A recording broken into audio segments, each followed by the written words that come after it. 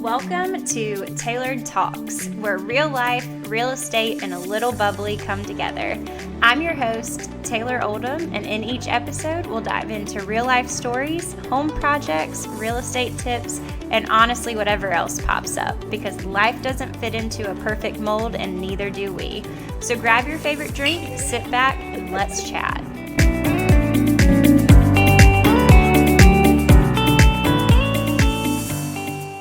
Hi, everyone, and welcome to episode 2 of Tailored Talks.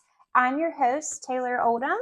Today, we're going to dive into something that may seem glamorous from the outside, but has a lot more layers than you might think. We're going to be talking about how to get into real estate. We are going back to before pre-licensing. So we're going to give you the ins and outs and the steps to go through getting your license and getting into the business. So whether you've seen shows on HGTV or you're like me and are obsessed with Selling Sunset, let me just tell you one thing. It is not exactly the way it looks on TV. Honestly, it's probably like the complete opposite of what you see on TV. So grab your favorite drink and let's talk about what it's really like to start your real estate career. All right. Let's be real. Getting into real estate and getting your license seems like such an exciting journey, right? I mean, kind of right, but also kind of wrong. So from the outside, it looks like endless home tours. It looks like clients waiting to just throw money on these beautiful luxury properties. And of course, closing deals left and right, ringing that bell on Selling Sunset. But let me just tell you, I'm here to be honest and to be completely 100% with you. Something I tell my clients is, I'm going to be like your best friend. I'm going to tell you the ugly truth, even if you don't want to hear it. So it is not like what you see on TV. It is not those fancy brokerages, the glamorous houses and cars, negotiating a deal over a mimosa. Real estate takes grit, determination, preparation, and a whole lot of dedication to get through the first few years. I mean, if we're honest, according to NAR, which is the National Association of Realtors, 87% of agents fail in their first 5 years. So while that failure rate may seem like a whole lot, if you put in the work and you're dedicated, you can succeed. So I am not here to tell you that you are going to fail. I am here to help provide you with the tools that I've needed, the tools that I've learned and developed over the past 5 years of being in this business. And hopefully those skills and insights can help you become one of that 13% that succeeds, that makes it to year 6, makes it to year 10. I'm not there yet, but hopefully that will happen too. So we will get into that. So before we dive into that, let's go ahead and take it back. Let's take it back to where I started. And so that way you can learn a little bit about me and sort of how I got to the place that I am today. So before getting into real estate, I went to the University of North Carolina. I got a degree in sport administration and a certificate from the journalism school in sport marketing. So the sport and entertainment industry, that place has a piece of my heart. It's where, honestly, I thought I would spend my entire career. I thought I would retire from some team, thought I'd have like a Stanley Cup ring, a Super Bowl ring, something like that. None of that happened, but it's okay. I took a lot of key things and stuff that I learned from my career there, and I've actually been able to infuse it into real estate. So I worked for 5 seasons with the Carolina Hurricanes. It was kind of a long-standing running joke. I probably had more positions there than most people. So I started as a community relations intern, then transitioned to basically a temporary ticket sales position. So I was making about 80 to 100 calls a day. Y'all, we were in a playoff drought. No one wanted to come watch hockey. when we hadn't been to the playoffs in 10 years. So that's a little background on my ticket sales side, which we'll kind of talk about that in future episodes. Did that. Then I took on a position, and it was like not community relations, it was employee relations and sort of the customer service. So any complaint that came in to PNC Arena, I was fielding that call, fielding that email complaint, and dealing with that. And then ultimately, I took on a position in corporate sponsorship services. So anything that you saw with a corporate sponsor tied to it, I was handling it on the back end with our team. So we didn't handle the sales part. We did help put together like presentations and stuff like that. So that is something I've taken into this position. After my 5 seasons there, I actually transitioned to Wasserman. It is a leading global sport marketing empire. They are just crushing everything. So I did that for about 9 months. I was in their hospitality department. So we were doing amazing events, putting on events for these large companies, taking some of their execs to like the Super Bowl, the Final Four, the Kentucky Derby, and we were basically planning their entire experience from start to finish, from airport pickup to them leaving. So we were handling the ins and outs of that. So honestly, that took a whole lot out of me. And I didn't realize that what I had pictured in my head as being a dream job, I didn't envision that actually becoming a source of like anxiety. Maybe if I was in a different position in my life, it would have been like the key job, but I was traveling so much a month, in and out of airports. I truly realized that I have anxiety when it comes to travel. And so that wasn't really the right job for me. So we sort of transitioned it. My now husband, then boyfriend, and I sat down and we kind of made this huge like pro con list. Okay, what would my ideal job look like? And what would it like not look like? So we sat down and made a list. And honestly, what I came up with is I would love to own an Etsy shop and craft all day. That didn't exactly seem reasonable at the time. It didn't seem like something that I was ready to become an entrepreneur. Jokes now, because we see what I'm doing.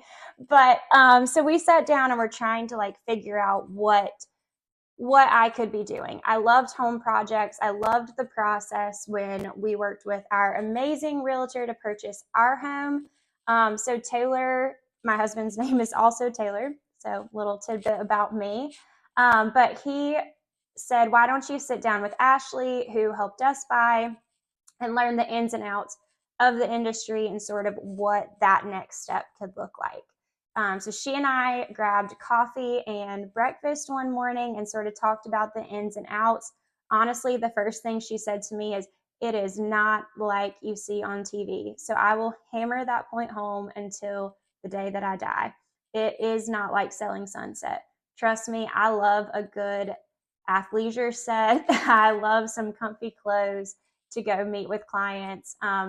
I don't wear heels, but I'm also going around the house, looking in crawl spaces, going up in attics. So most likely you will see me in tennis shoes, slides, or something that's comfortable. That way you're getting the best experience and the best information from me. But that's just my choice. Everyone can do it differently. Do whatever you feel comfortable in. But basically, that sort of helped start my transition into the real estate industry. That breakfast was sort of game changing. Ashley was actually looking for a transaction coordinator at the time, and I was looking for any foot in the door to like get myself going in this real estate industry. So I decided to get my license, and so that's sort of like where we're going to jump in with today's episode. So, for anyone who's listening, who's on the fence on if you're ready to make that career shift or make that huge decision, just know that it is okay to take risks, but do it thoughtfully. Think about what you need, not just in the terms of success, but for your own well being, for your own personal happiness.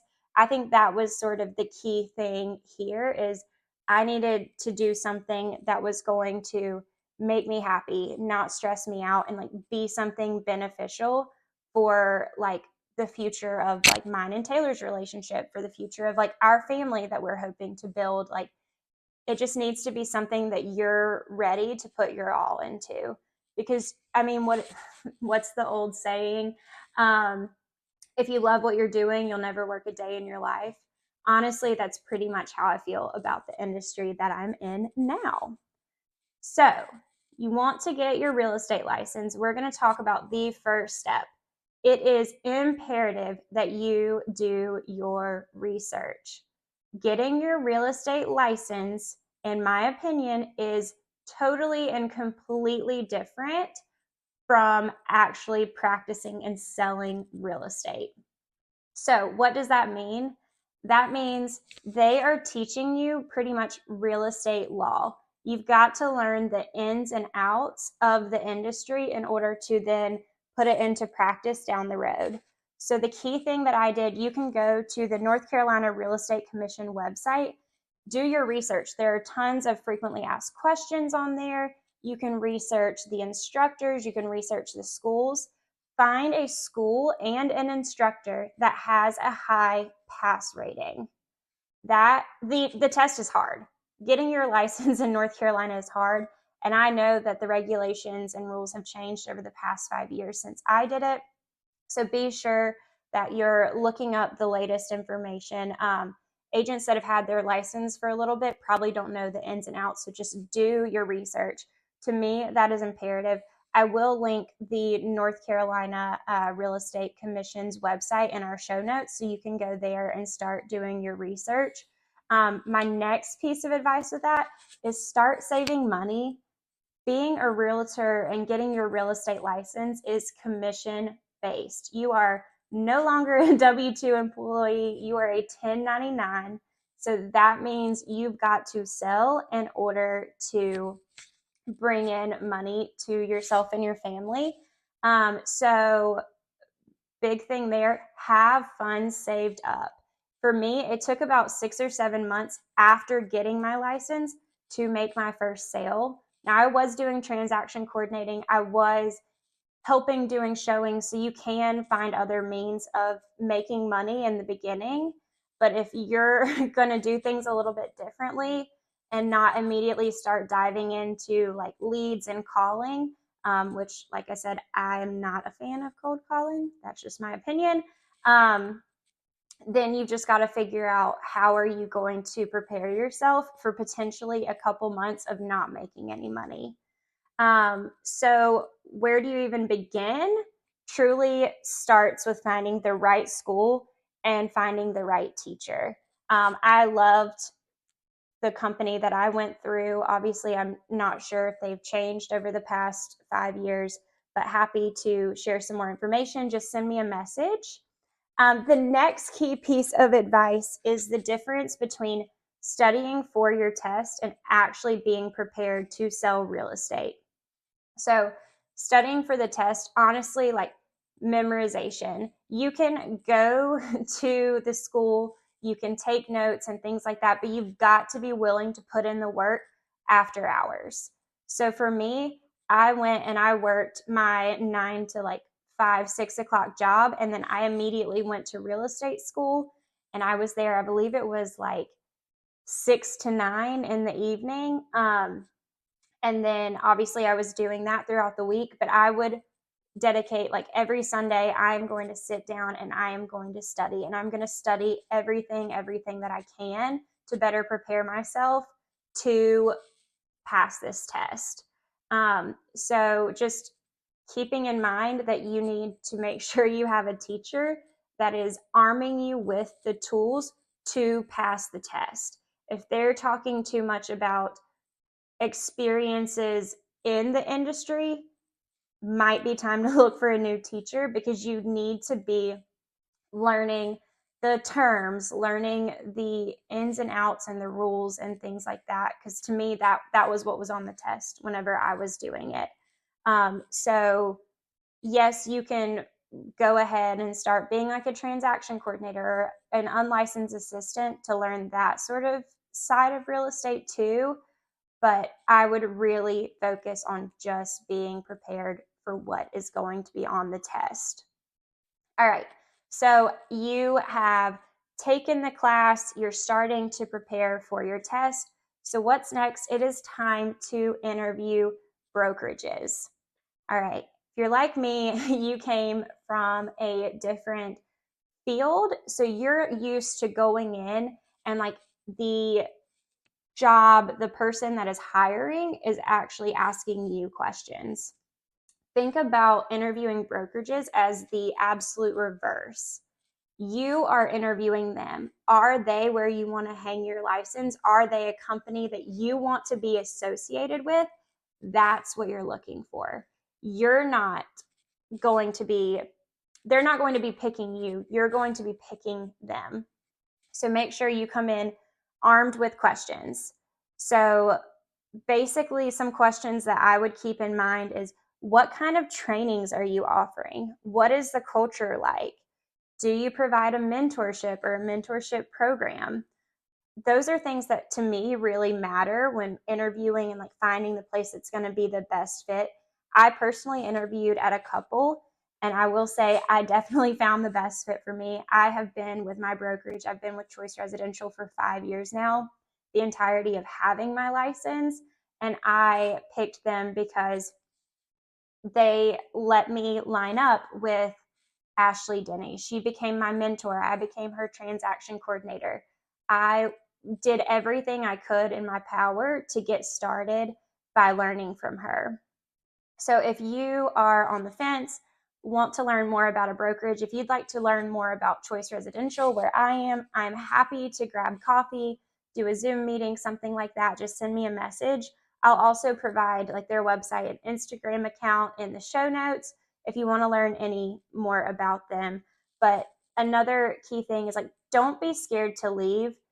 If you join a brokerage and you're like, oh, this is going to be great, it's going to be the perfect fit for me, and then you later discover, oh, it's not all that it was promised, leave. Like, this is for you. Are you gaining anything? Are you being supported? Are you getting that mentorship? Are you learning?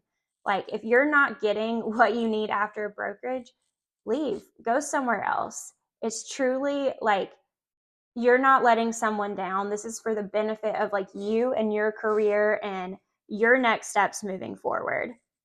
So I just want to make sure that like you're focused on what is going to be the most beneficial to you as an agent. Don't worry about the other people.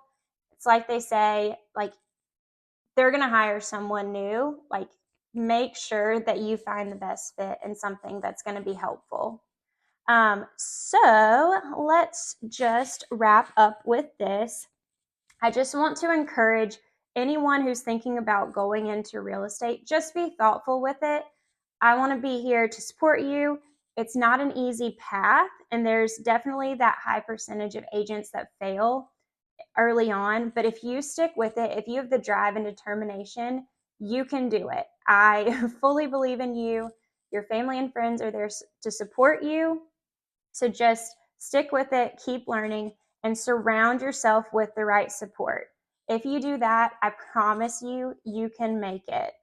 Just remember, everyone's journey is different, and that's okay. There's no right or wrong way to do real estate. Everyone does things differently. There's people that get their leads from for sale by owners, for expired listings, from cold calling, from open houses, from social media. You've just got to figure out what's going to work for you. We're going to dive into that in future episodes, so be sure to stick around. Well, that is a wrap on today's episode. So stay tuned for next week. We will be coming back with how to kickstart your career after you've gotten your license. We'll be diving into all the things that I wish I knew before starting. So if you've made it this far, come back next week, and cheers to starting something new. Thanks for tuning in to Tailored Talks. I hope you enjoyed our chat and feel a little bit inspired, whether it's about real estate, home projects, or just life in general. If you loved this episode, don't forget to subscribe, leave a review, and share it with a friend. And of course, I'd love to hear from you. Connect with me on social media or shoot me a message with your thoughts and topics you'd like to hear about next. Until next time, grab a glass, stay authentic, and remember, there's always something worth toasting to.